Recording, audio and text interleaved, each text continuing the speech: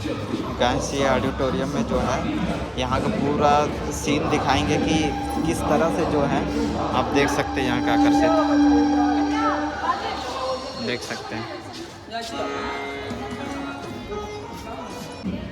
राजमाता की कहानी है, 15 मिनट का सीन है, देखते हैं आराम से। तुम्हारे पिता ने शंकर क्षेत्र पुरी में भगवान जगन्नाथ का भव्य मंदिर बनवाया है। मैं चाहती हूँ कि तुम पद्म क्षेत्र कोणार्क में उससे भी भव्य और विशाल सूर्य मंदिर बनवाओ। किंतु नरसिंहदेव माता से प्रतिप्रश्न करते हैं, सूर्य मंदिर ही क्यों, और वो भी कोणार्क में? तब राजमाता कस्तूरी देवी बतलाती द्वापर युग में भगवान श्री कृष्ण के पुत्र सांब बड़े ही सुंदर और सुकुमार थे। वो नारद मुनि को चिढ़ाया करते थे ताकि प्रशंसा कर उन्हें गोपियों के साथ जल क्रीड़ा करने को उकसाए। वहीं दूसरी तरफ भगवान श्री कृष्ण को जाकर कह दिया कि सांब अपनी मां समान गोपियों के साथ जल क्रीड़ा कर रहा है। श्री कृष्ण इस बात से बहुत क्रोधित हो जाते हैं और वे सांब को श्राप दे देते हैं, जिस सुंदरता का तुम्हें अभिमान है वो तत्क्षण नष्ट हो जा। सांब को घोर हो जाता जब सांब राजमहल लौटते हैं और मां चांद देवी को ये पता चलता है कि पिता श्री कृष्ण के श्राप की वजह से सांब की ये अवस्था हुई, तो सारी रानियां क्रोधित हो जाती। नारद जी को बुलाया जाता है।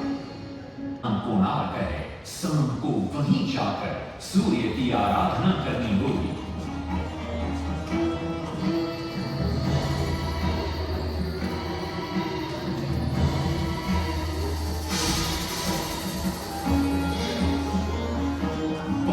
लंबी और कठिन यात्रा के पश्चात सांब अपने सैनिकों और सेवकों के साथ कोणार्क की चंद्रभागा नदी के तट पर पहुंचते हैं और नित्य प्रातः स्नान के बाद सूर्य की आराधना आरंभ करते हैं।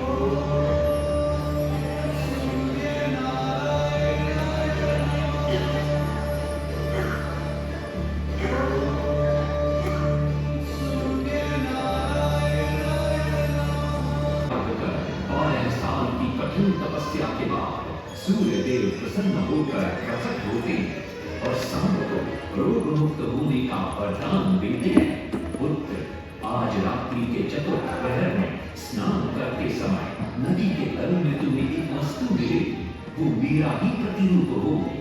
उसका स्पर्श पाते ही तुम इस कोढ़ रोग से मुक्त हो जाओगे। स्नान के पश्चात सांब जब नदी से बाहर आते हैं तो वो रोग मुक्त हो चुके होते हैं।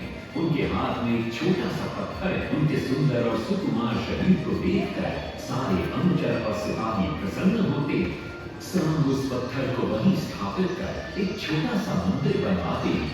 लेकिन जब उन्हें ज्ञात होता है कि सूर्य पूजा का विधि विधान यहाँ किसी को पता नहीं है तो वे चिंतित हो जाते। वे ध्यान में बैठते, सूर्य देव पुनः प्रकट होते हैं और सांब के पूछने पर बतलाते हैं कि दूर पश्चिम में साक्य देश के मादा ब्राह्मण पूजा की विधि विधान जानते हैं। कि लंबी यात्रा के बाद सांब 18 मादा ब्राह्मण परिवारों को साथ लेकर कोणार्क लौटते हैं और सूर्य मंदिर में पूजा शुरू हो जाती है।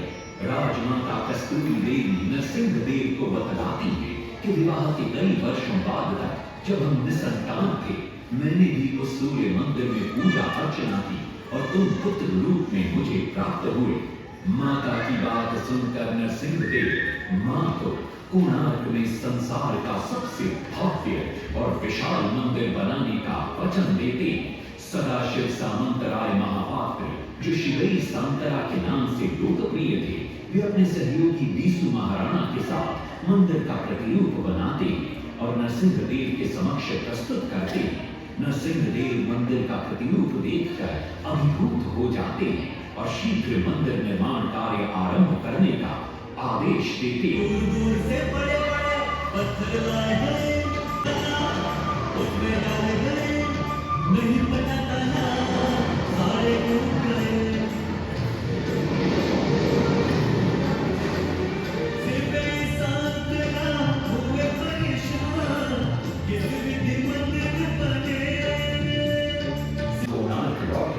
तभी उन्हें प्यास महसूस हुई। उन्हें पास ही में एक कुटिया दिखाई पड़ती है जहाँ एक बूढ़ी औरत से उनकी भेंट होती है। शिवई सांतरा पानी मांगते हैं। बूढ़ी औरत पानी के साथ गरम गरम भोजन भी लेकर आती है। वे थाली के बीच में हाथ डालते हैं जिससे उनका हाथ जल जाता है। तब वो बूढ़ी औरत मुस्कुराकर कहती है, तुम तो शिगरी सांतरा की तरह बीच से भोजन उठाकर खा रहे हो। ये सुनकर शिगरी सांतरा को अपनी भूल का एहसास होता है। माता रामचंद्र ने उपाय सुझाया समझे से।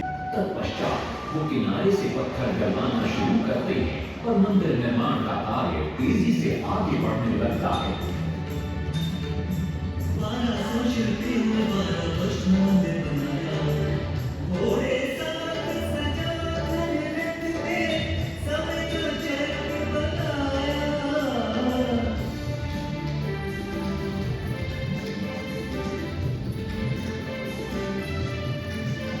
दूसरी तरफ कलिंग के उत्तर के राज्यों के नवाबों के बार बार राज्य पर आक्रमण हो रहे थे।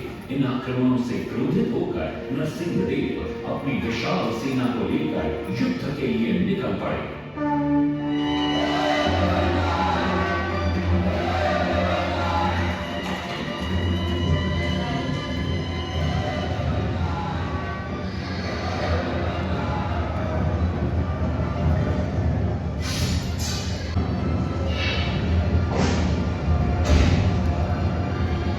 शक्तिशाली गौरवंग के नवाबों को भी युद्ध में परास्त कर दिया और उनसे प्राप्त सारा धन अपने कब्जे में लेकर सूर्य मंदिर के निर्माण कार्य में लगा दिया।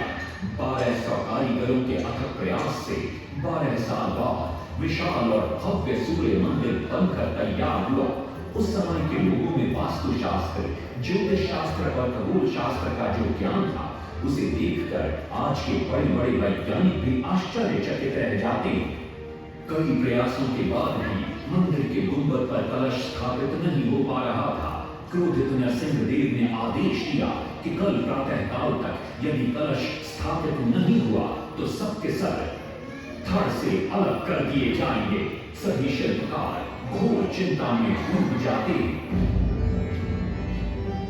तरफ मुख्य शिल्पकार बीसू महाराणा का 12 साल का बेटा धर्मपद सूर्य मंदिर के प्रतिरूप पर कलश बिठाकर प्रसन्न होता है और मां के सामने अपने पिता से मिलने की इच्छा व्यक्त करता है। मां अपने बागीचे के पेड़ पोटली में बांध कर देती है और कहती है, अपने कुत्ते बलिया को साथ लेकर कोणार्क जाओ। और बीसू महाराणा से निपट जाता है। धर्मपद अपने पिता को प्रणाम करता है और अपना परिचय देता है। सबको चिंता में देखकर वो अपने पिता से इसका कारण पूछता है। कारण जानकर धर्मपद कहता है, अगर आप आज्ञा दें तो मैं मंदिर के गुंबद पर कलश स्थापित कर सकता हूँ। शिगरी सांतरा चढ़ जाता है और कुछ ही समय के प्रयत्न के पश्चात वो कलश को स्थापित करने में सफल हो जाता है। गुंबद पर कलश स्थापित होते ही नीचे गर्भगृह में चारों दिशाओं में लगे चुंबकों के आकर्षण से सूर्य महाप्रभु की मूर्ति शून्य में स्थापित हो जाती है। सब धर्मपद को कंधे पर बिठाकर खुशी से नृत्य करने लगते हैं। तभी कुछ कारीगर इसका विरोध करते हुए कहते हैं, अगर सुबह राजा को ये पता लग गया कि इस बच्चे ने कलश को स्थापित किया है तो किसी का बचना संभव नहीं है, इसलिए धर्मपद को मरना होगा। इस बात से शिगरी सांतरा बड़े क्रोधित हो जाते हैं। भीषण वाद विवाद छिड़ जाता है। ये सब देखकर धर्मपद गहरी चिंता में पड़ जाता है और वो सोचता है कि यदि मेरे जीवित रहने से इन सब का सर काट दिया जाएगा तो इससे अच्छा है कि मैं आत्म बलिदान कर दूं ताकि सबके प्राण बच जाएं। और उसी पल धर्मपद नवनिर्मित सूर्य मंदिर के शिखर पर चढ़ जाता है।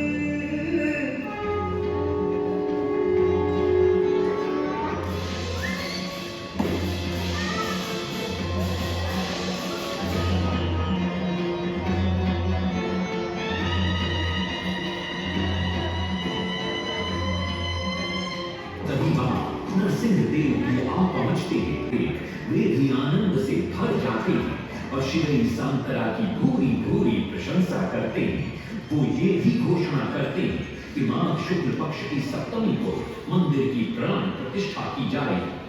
लेकिन शिवई सांतरा कहते, राजन तिथि तो अच्छी, लेकिन मंदिर की प्राण प्रतिष्ठा के लिए ये शुभ नहीं है। किंतु राजा अपनी बात पर अड़ जाते। तिथि पर मंदिर की प्राण प्रतिष्ठा संपन्न होती है।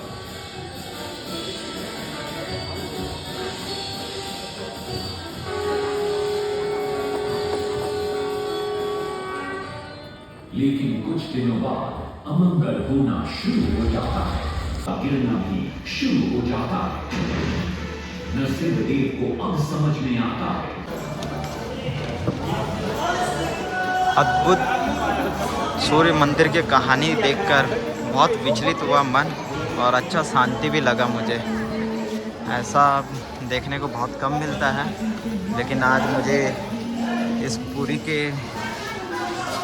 भ्रमण करने के बाद जो आज का दृश्य मुझे देखने को मिला, मनमोहक लगा और मन को एक शांति प्रशांत मिला। और अपन वापस पुनः जो है बाहर निकलकर अब आगे की ओर बढ़ते जा रहे हैं। देखिए यहाँ का व्यू क्या सुंदर है, क्या मनमोहक जगह है।